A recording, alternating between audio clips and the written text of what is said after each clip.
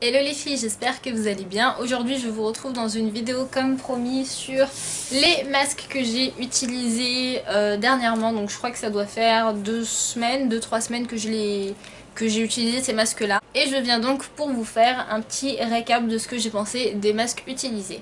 On va tout de suite commencer avec des masques pour les yeux. Donc je vous les avais présentés, je crois que en tout j'en ai 5 ou 6, je sais plus du tout. J'en ai utilisé 3 je crois, mais j'en retrouve que 2.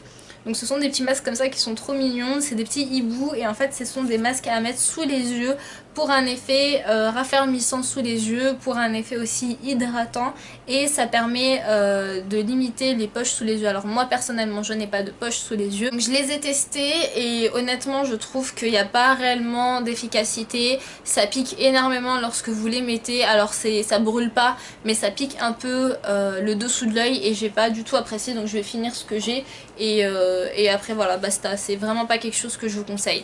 Ensuite j'ai utilisé 2 masques en tissu spécial anti-imperfection et spécial un peu peau grasse etc. Surtout avec les dernières chaleurs à Paris, je me suis dit qu'il me fallait des choses un peu pour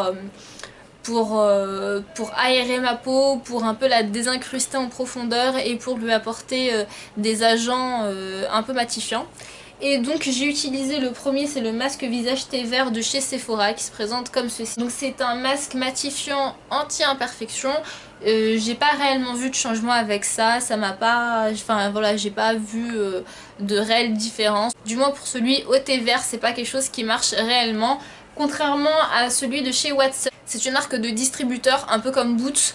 Ils ont leur propre magasin, c'est un peu des pharmacies qui vendent tout et rien. Et donc ils faisaient aussi des petits masques comme ça. Je sais pas si vous verrez grand chose.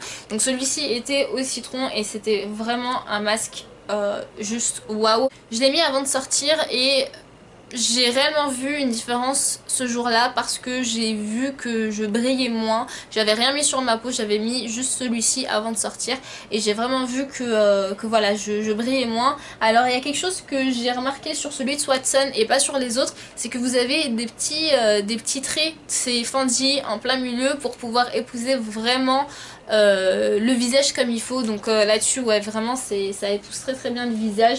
Je recommande à 100% Watson. Et pour finir j'ai utilisé celui de chez Skin Food, donc c'est le glacier water. C'est fait à partir d'eau de glacier et donc grâce aux nutriments que vous trouvez à l'intérieur, l'oxygène, potassium, calcium, magnésium et d'autres minéraux, ça permet d'avoir une peau tonique et une peau assez hydratée et douce. J'ai énormément apprécié et ce qu'il faut savoir c'est que pendant les fortes chaleurs à Paris, donc je l'ai mis sur ma peau, enfin je l'ai mis sur mon visage et je me suis mis devant mon ventilateur et ça m'a fait un coup de frais, vraiment ça m'a fait vraiment un tonique. Pour le coup c'était vraiment hyper tonique et ça m'a permis de vraiment resserrer mes pores, ça m'a permis de raffermir ma peau, c'était vraiment top. Donc celui-ci aussi je recommande.